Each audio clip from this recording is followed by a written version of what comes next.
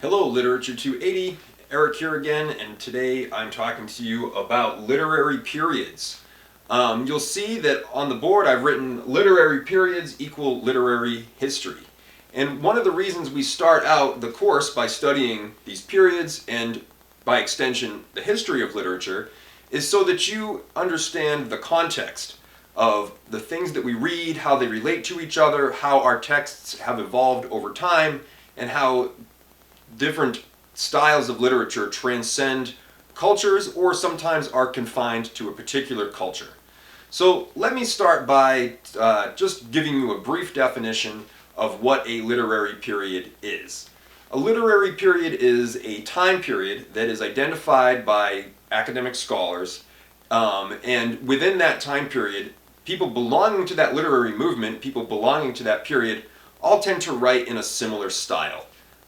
They're influenced by one another, and they are influenced by what came before them. And so we tend to see that people who are writing around the same time, they don't always have the exact same style. There's lots of variation, but we see that the themes and the content of the writing that happens around a particular time period are influenced by, like I said, other literary movements, other writers, but also history, world events, politics, religion. All the things that are going on around the writer influence how he or she creates the poem or the story. And so when we think of a literary period, it's just a way to sort of block out what people were doing at particular times. And around the edges of each literary time period, they'll be blurring. Some people will be innovating and actually moving into a new period. Other people might be continuing patterns that were from a preceding period. And it's important to note that a writer doesn't necessarily self-consciously conform to the period that they're a part of. So if you were to ask, Edith Wharton, are you a realist? Should maybe say yes, maybe should ask you what a realist was, or maybe she wouldn't think of herself in those terms because no one had defined her period as realism or naturalism yet. Your assignment is going to ask you to research them, and so I want to not give away too much, and so like I said, I'm going to use an analogy. I'm wearing a metal t-shirt. This is a shirt for the band Wolves in the Throne Room. They're from Washington.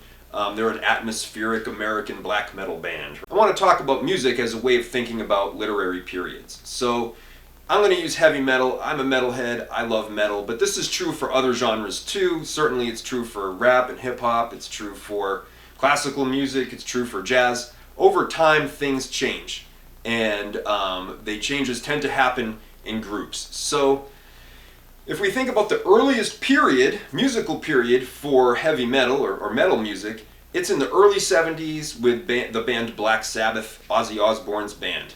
They were the people who created metal, and at the time that Ozzy and Tony Iommi and the other members of Sabbath were playing, they didn't think of themselves as heavy metal yet. They still thought of themselves as rock and roll. But by 10 years later, around 1980, there are enough people who emulated the heavier style, the more aggressive style of Black Sabbath, that metal became a genre. And so we start with the classic heavy metal bands. These are like the British bands Judas Priest and Iron Maiden. We might also lump in the Australian band AC/DC. And in America, very soon after those bands had been performing, we start to see the earliest thrash metal bands who took the same style of music and made it even more aggressive. We're talking about bands like Metallica and Slayer and Megadeth. And so throughout the 80s, there was a sort of unfortunate diversion into hair metal with bands like Motley Crue and Poison. If you like Motley Crue and Poison, that's fine. I actually do too. But there's sort of a branch of the family tree that didn't really match up with some of the other ones.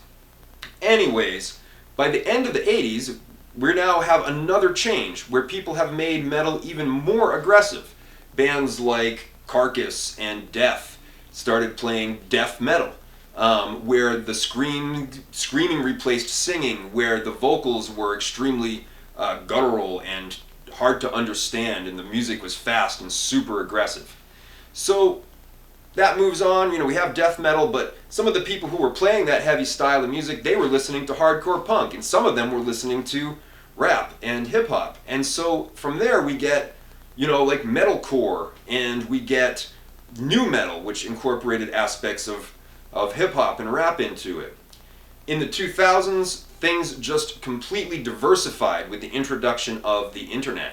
And now we have so many metal genres. There's some that started in the 90s, like black metal, that have become so many different subgenres throughout metal. And now we have metal that is very experimental, bands like Sun and Merker, where you sort of don't necessarily think of them as a metal band. Sun doesn't even have drums. So music has evolved because people are influenced by what's happening around them and influenced by what happened before them. And we can see that we can chunk these things roughly into decades. 70s metal was still rock and roll. 80s was heavy metal and hair metal, but started becoming death metal. 90s were defined by really aggressive metal, Pantera, dark stuff that was influenced by grunge and other things that was going on around it, but simultaneously by hip hop. So we get bands like Limp Bizkit and Korn. And then in the 2000s, in the last 20 years, it's become diversified into so many tiny little genres that people are always doing new things to create. So literature is the same, and I'll give you a quick example. The mid-19th century we had Romanticism, where the nature was a prevalent element. Remembering the classical periods and using classical imagery like ancient Greece and Rome factored into the Romantic period. Literature started focusing more on character, but it didn't necessarily want things to be completely realistic. It wanted there to be a romantic element to it, not in terms of love, but in terms of fantasy or imagination. And the Romantics loved imagination. This happened in England and the United States and throughout Europe and around other parts of the world. People were also influenced by this.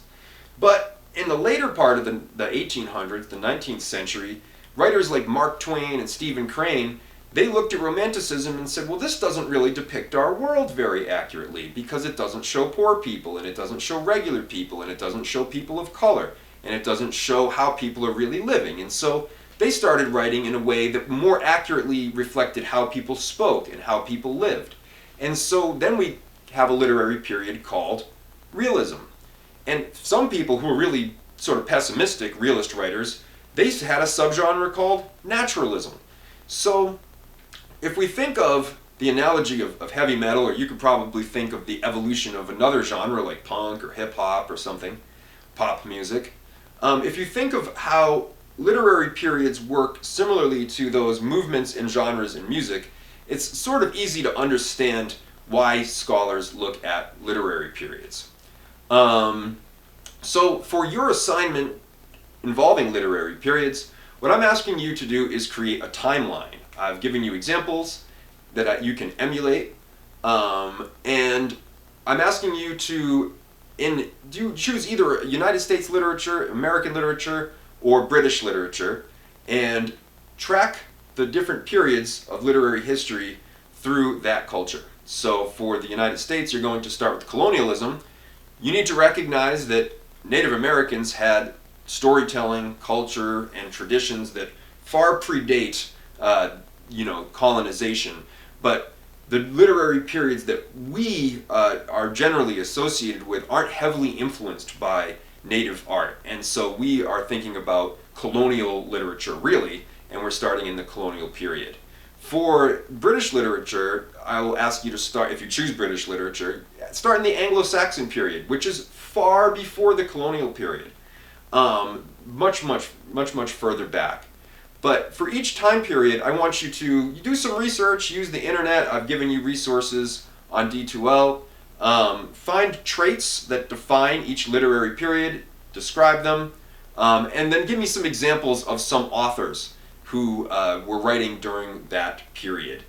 And make sure that the person you describe is a member of the culture. So if you choose American literature, don't give me British examples. If you choose British literature, don't give me American examples. If you don't know if a writer is a British or American writer, look that up. Because sometimes I have people that, oh yeah, modernism, United States, James Joyce. James Joyce was an Irish writer. So make sure that the timeline that you're creating includes writers from that trajectory. Have fun with it. Be artistic. You can either make it on the computer, or you can create something and take a picture of it and upload it. Please don't just give me a line on a piece of lined paper. Put some effort into it. Try to make it helpful, because when we combine all these things and your classmates and you can share and look at each other's, they'll contain a wealth of information if you put the time in, and there'll be helpful references throughout the rest of the course. So that's my overview of literary history, and a very brief, odd, sort of ad hoc overview of metal history as an analogy. So have fun with the timelines, and I look forward to seeing what you come up with.